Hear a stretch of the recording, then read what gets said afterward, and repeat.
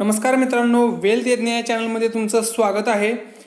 आजच्या या व्हिडिओमध्ये आपण वर्ल्ड अक्रॉस जी मार्केट्स आहेत, जे एशियन मार्केट आहे, युरोपियन मार्केट झालं, साऊथ एशियन मार्केट, जपानचं जे मार्केट आहे, हे वर्ल्डमधले जे मार्केट्स आहेत ते जानेवारी ते मार्च या दरम्यान किती फॉल झालेले होते आणि मार्च नंतर ह्या वर्ल्ड मार्केटमध्ये कशी रॅली आलेली आहे, किती म्हणजे कोणत्या मार्केटमध्ये किती रॅली आलेली आहे, ते पर्सेंटेज वाईज टर्म्समध्ये ती रॅली किती आहे ते आपण या व्हिडिओमध्ये पाहणार आहोत। तत्पूर्वी जर तुम्ही या चॅनलवरती नवीन असाल तर चॅनलला सबस्क्राईब करा आणि बेल आयकॉन प्रेस करायला विसरू नका, म्हणजे नवीन व्हिडिओचे नोटिफिकेशन तुम्हाला सर्वात आधी मिळेल। तर ठीक आहे मित्रांनो, तुमचा जास्त वेळ न घेता आपण व्हिडिओला सुरुवात करूया।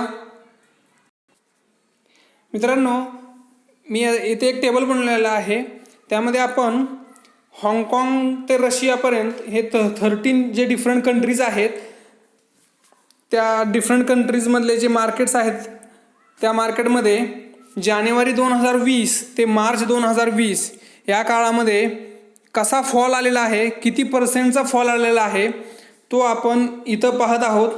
आपण जर पाहिलं तर हाँगकाँगचे HSI हा जो इंडेक्स आहे त्यामध्ये सर्वात कमी फॉल आलेला दिसतोय आपल्याला। त्यामध्ये आपल्याला 27.5% फॉल दिसत आहे या 3 महिन्याच्या काळामध्ये, जानेवारी 2020 ते मार्च 2020 या काळातलं मी सांगतोय। इथं सगळ्यात कमी फॉल जो आपल्याला दिसतोय तो हाँगकाँगमध्ये दिसत आहे आणि सगळ्यात जास्त जो फॉल आलेला आहे तो रशियामध्ये आलेला दिसत आहे आपल्याला। रशियामध्ये जो फॉल आलेला होता तो 51%चा फॉल आलेला आहे। तैवान जर पाहिलं तर 30%, असे वेगवेगळे आहेत। जे 40%च्या वरती जे फॉल पाहायचे झाले तर सगळ्यात जास्त फॉल जो होता तो जर्मनी, फ्रान्स, ब्राझील आणि इंडियामध्ये ऑलमोस्ट 40%चा फॉल आलेला आहे। म्हणजे इंडिया, जर्मनी, फ्रान्स, ब्राझील आणि रशिया हे जे मार्केट्स होते वर्ल्ड मार्केट्समध्ये, ह्यामध्ये 40% किंवा त्यापेक्षा जास्त फॉल आलेला आपल्याला दिसलेला आहे। आणि सर्वात कमी फॉल जर पाहिला तर त्यामध्ये आहे हाँगकाँग, तैवान, जपान आणि US। हे जे आहेत ते साधारण 30 ते 30पेक्षा खाली ह्या देशामध्ये पर्सेंटेज वाईज 30% किंवा त्यापेक्षा खाली हा फॉल या देशामध्ये आलेला दिसलेला आहे। त्यामध्ये US चा जो आहे तो नॅसडॅक जो होता, यामध्ये 2 USचे इंडायसेस घेतलेले आहेत। USचा नॅसडॅक जो होता तो 32.6%नी डाऊन झालेला होता आणि त्यांचा जो डो जोन्स आहे, नॅसडॅक जे आहे ती म्हणजे जे टेक्नॉलॉजी कंपन्या आहेत त्या नॅसडॅकवरती आहेत आणि जसं आपलं निफ्टी 50 आहे तसा त्यांचा तिथं डो जोन्स आहे। तर तो डो जोन्स जो होता तो 38.4%नी डाऊन झालेला आहे ह्या 3 महिन्याच्या काळामध्ये। आपण हे आता ग्राफच्या माध्यमातून समजून घेण्याचा प्रयत्न करूया।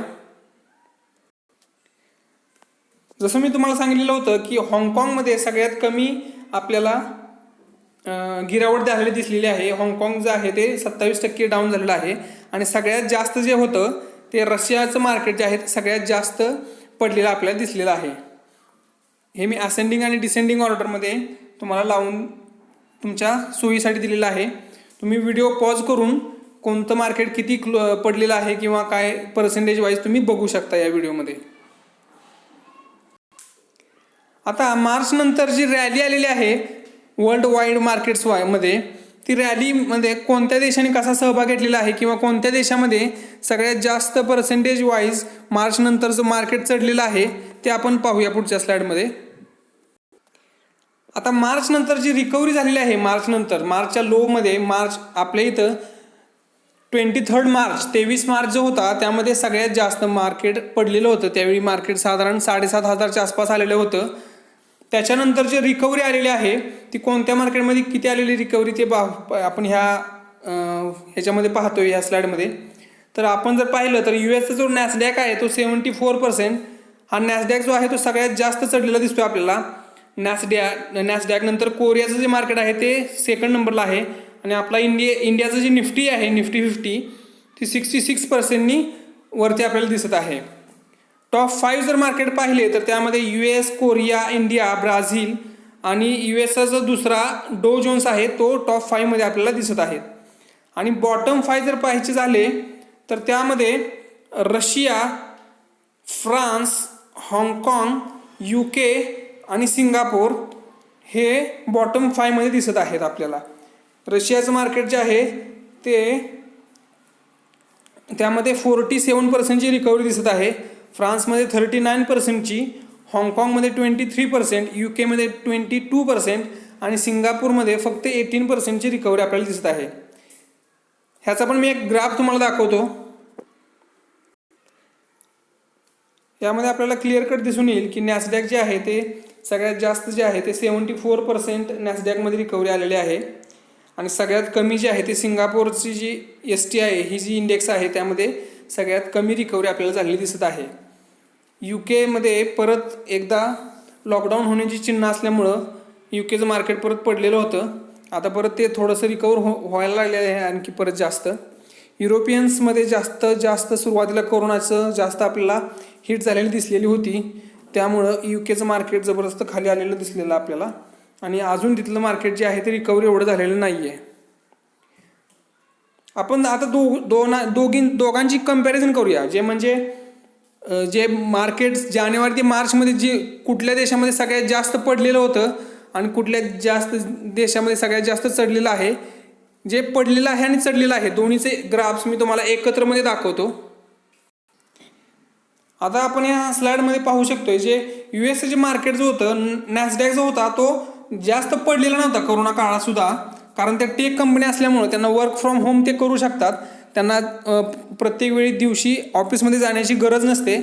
त्यामुळं त्यांच्या टेक्नॉलॉजीच्या कंपन्या आहेत, ॲमेझॉन, मायक्रोसॉफ्ट अशा ज्या कंपन्या आहेत त्यांना ऑफिसमध्ये दररोज जाण्याची गरज नाही. त्यामुळे त्यांचे जे आहे ते जास्त पडलेलं दिसले नाही आपल्याला. जसं आपल्या इथं IT कंपन्या होत्या त्या एवढे शेअर्स पडले नव्हते आणि जे पडलेले होते तरी पण एकदम रिकवर झाले जबरदस्त. तसं तिथलं जे US नॅसडॅक जे आहे ते फक्त 33%नीच डाऊन झालेलं होतं. आणि तिथली रिकव्हरी जी आहे ती रिकव्हरी जबरदस्त झालेली आहे. रिकव्हरी 74% आपल्याला नॅसडॅकमध्ये दिसत आहे. तसंच कोरियाचं जे मार्केट आहे ते 37% पडलेलं होतं आणि त्यामध्ये 70%ची रिकव्हरी आपल्याला दिसत आहे. इंडियाचं मार्केट जे आहे ते 40%ने पडले आणि 66%ची त्यामध्ये रिकव्हरी आलेली आहे. तसं सिंगापूरचं जे मार्केट आहे ते 32%ने पडलेलं होतं आणि त्यामध्ये रिकव्हरी जी आहे ते सगळ्यात कमी 18%ची रिकव्हरी आपल्याला दिसत आहे त्यामध्ये. आता हे ग्राफच्या माध्यमातून आपण समजून घेऊया थोडंसं, म्हणजे आपल्या व्यवस्थित लक्षात येईल. आपण जर पाहिलं या व्हिडिओ तर ह्या स्लाइडमध्ये जर आपण पाहिलं तर आपल्या असं लक्षात येते की नॅसडॅक जे आहे तो 33% पडलेला होता आणि त्यामध्ये रिकव्हरी जी आहे ते 74%ची रिकव्हरी आलेलं आहे. म्हणजे त्यांनी टॉप लावलेला आहे. ऑल टाईम हाय जो लावलेला आहे तो नॅसडॅकनी पोस्ट कोविड एरियामध्ये लावलेला दिसतोय आपल्याला. तसंच निफ्टीने सुद्धा आता ऑल टाईम हाय लावलेला आहे. जी 40%ची निफ्टी गिरावट झालेली होती आणि नंतर रिकवर होताना निफ्टी 66%नी रिकव्हरी झालेल्या दिसत आहे आपल्याला. मित्रांनो, तुमच्या इथं एक मी लक्षात आणून देऊ इच्छितो. तुम्ही ते एक लक्षात घेतलं पाहिजे की समजा आपण इंडियाचा जर विचार केला तर आपण हे पाहू. आता जर पाहायचं म्हणलं तर निफ्टी जी जानेवारी हायपासून जी निफ्टी पडलेली होती ते आपण 12,400ला कन्सिडर करून निफ्टी जी पडलेली आहे 40% ते आपण कॅल्क्युलेट करतोय. म्हणजे 12,400चं 40% जे साधारण 40% जर काढलं तर ते 7,500 होतं आहे. आणि आपण जो नंतर हाय जो कॅल्क्युलेट करतोय तो रिकव्हरी झालेली आहे त्यामध्ये जो हाय कॅल्क्युलेट करतोय रिकव्हरी होताना म्हणजे किती रिकव्हरी झाली ते पर्सेंटेज कॅल्क्युलेट करताना निफ्टीचा जो मार्चमधला लो आहे त्याला कन्सिडर करून निफ्टीचा आपण हाय काढलेला आहे. त्यामुळं प्रत्येक मार्केटचा असंच केलेलं आहे. त्यामुळं आपल्याला मार्केट जरी रिकवर होताना दिसत असले तरी ते ऑल टाईम लोपासून रिकवर झालेले आहेत. म्हणजे समजा आपण जर रशियाचा जर इतर विचार केला तर आपल्या असं लक्षात येईल की रशियाचं जे मार्केट जे आहे ते 51%ने पडलेलं दिसते आपल्याला. आणि जे ऑल टाईमचे म्हणजे जे लो आहे ऑल टाईमचा त्यांचा जो लो आता कोरोना काळात जो लागला असेल लो त्या लोपासून मार्केट त्यांचं 47% जर रिकवर झालेलं असेल तर ते अजून ऑल टाईम हायला लागलेलं नाही आहे मार्केट. हे तुम्ही लक्षात घ्यायला पाहिजे. किंवा आपलं जे मार्केट आहे ते 40% डाऊन होऊन नंतर 40% जर आप आलं असतं तर ते ऑल टाईम हायला गेलं नसतं. हे मला फक्त तुम्हाला यामध्ये दाखवायचं आहे, ते तुम्ही लक्षात घेतलं पाहिजे हे कंपॅरिझन करताना. तर ठीक आहे मित्रांनो, आजच्या व्हिडिओमध्ये एवढंच मी तुम्हाला दाखवण्याचा प्रयत्न केलेला आहे की ग्लोबल मार्केट जे आहेत ते वर्ल्ड वाईड जे मार्केट्समध्ये जे काही किती गिरावट झालेली होती जानेवारीपासून आणि त्याच्यानंतर जे रिकव्हरी झालेली आहे ते ग्लोबल मार्केटमध्ये कोणत्या मार्केटमध्ये किती रिकव्हरी झालेली आहे ते आपण या व्हिडिओमध्ये पाहिलेलं आहे. जर तुम्हाला हा व्हिडिओ आवडला असेल तर तो तुमच्या मित्रमैत्रिणींसोबत शेअर करा आणि व्हिडिओला लाईक करायला विसरू नका. आणि जर तुम्ही चॅनलवरती नवीन असाल तर चॅनलला सबस्क्राईब करा आणि बेल आयकॉन प्रेस करायला विसरू नका, म्हणजे नवीन व्हिडिओचे नोटिफिकेशन तुम्हाला सर्वात आधी मिळेल. तर ठीक आहे मित्रांनो, परत भेटूया अशाच एका नव्या व्हिडिओसोबत. तोपर्यंत जय हिंद, जय महाराष्ट्र.